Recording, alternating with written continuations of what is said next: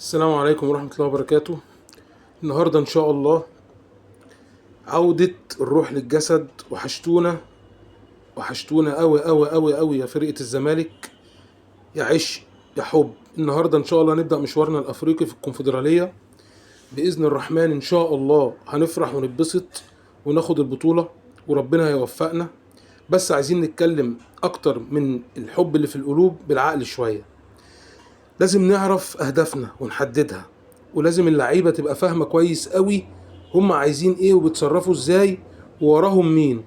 بعد ربنا سبحانه وتعالى ما وراكوش غير جمهوركم اللي بيحبوكوا حب جنوني، واديكوا شفتوا اطفال وشباب بتعيط يعني يا ريت بقى تحسوا شوية، وانتوا رجالة بس حسوا شوية بالناس دي.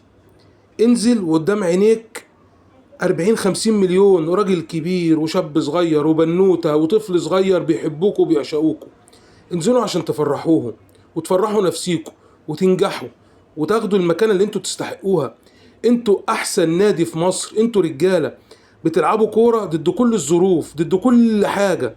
مفيش حد بيساندكوا بعد ربنا سبحانه وتعالى الا احنا، فركزوا.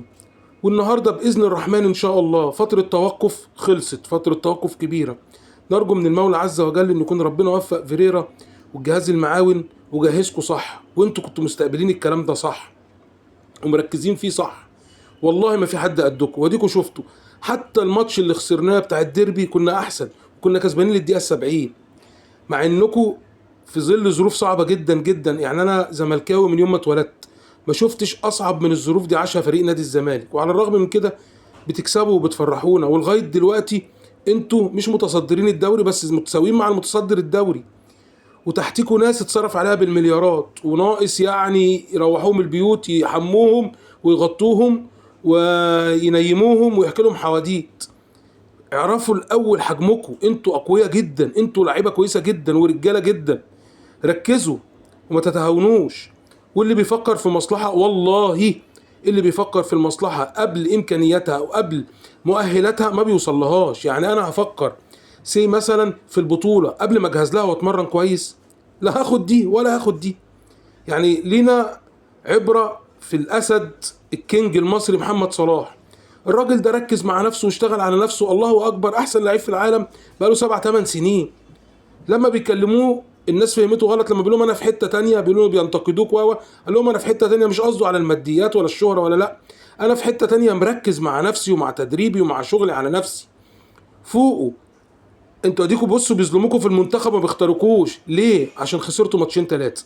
لكن اللي ممسوح بيهم الارض من اول الموسم ومن اخر الموسم اللي فات بيدلعوهم وبياخدوهم. اثبتوا لهم ان انتوا جامدين عنهم، وروا الناس بحيث ان ما يبقاش فيه امكانيه للمجامله. لما تفرق عن اللي تحتيك كتير مش هينفع يجامله، هيبقى مكشوف قوي.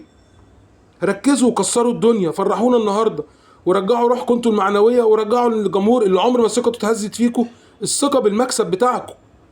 اكسبوا وكسروا الدنيا وفوقوا وفوقونا وفرحونا. انا مش هتكلم في الفنيات وما بحبش اتكلم في الفنيات، مع ان ما اسهلها وان الواحد يتفلسف ويتفلحص ويقول اصل المفروض ونبدا كذا وفلان ونبدا ونعمل ونسوي والضغط العالي لا، الكلام ده للجهاز الفني مش لينا احنا، مع انه سهل قوي نتكلمه يعني قوي. والحمد لله احنا مش شاربينها، ده احنا حافظينها، واي حد من جمهور الزمالك حافظها، بس ملناش فيه، هنسيب الناس تشوف شغلها. لكن النهارده ان شاء الله فرحه وبدايه قويه باستئساد باستبسال برجوله، وهنستناكم وهنشجعكم وهنفضل وراكم في كل مكان.